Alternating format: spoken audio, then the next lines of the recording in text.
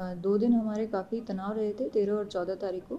13 तारीख को पोल्स के समय एसडीएम जो एरिया मजिस्ट्रेट की ड्यूटी पे समरावता गांव में गए थे, तो उनको एक कैंडिडेट ने, नरेश मीणा ने, बिना किसी प्रोवोकेशन के थप्पड़ मार दिया था। उसके बाद एसडीएम ने उनके खिलाफ एफआईआर दायर की थी और जब पोल प्रोसेस 8 बजे ख़त्म हुआ और 9 बजे पोलिंग पार्टी रवाना हुई, तब कैंडिडेट और उनके समर्थकों के द्वारा गाड़ी को भी रोकने की कोशिश की गई। तो इस संबंध में जो वहाँ पे पुलिस जाब्ता, जिसमें एसपी साहब मौजूद थे और एडीएम मालपुरा मौजूद थे, तो इन्होंने गाँव वासियों के साथ और समर्थकों के साथ समझाइश करने की कोशिश की, लेकिन उनकी तरफ से, कैंडिडेट और समर्थकों की तरफ से, इनको फिजिकल असॉल्ट किया गया। तो उसके बाद फिर पुलिस ने भी अपना बल का प्रयोग करते हुए 60 लोग जो कि सबसे ज़्यादा आगजनी और पत्थरबाजी कर रहे थे, उनको डिटेन किया। नरेश मीणा जी को भी डिटेन किया, लेकिन चूंकि आगजनी और पत्थरबाजी ज़्यादा हो रही थी, तो नरेश मीणा उस कन्फ्यूजन में पीछे से भाग लिए।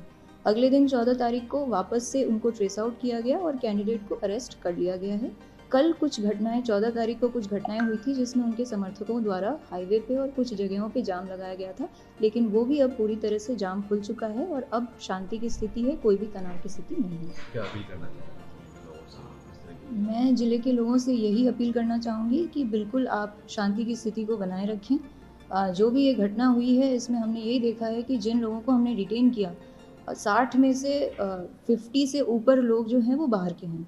तो यही हमारे पास बार-बार बात सामने आ रही है कि ये जो पूरा घटनाक्रम है, इसको अंजाम बाहर के लोगों ने दिया है और प्री प्लानिंग के साथ दिया है।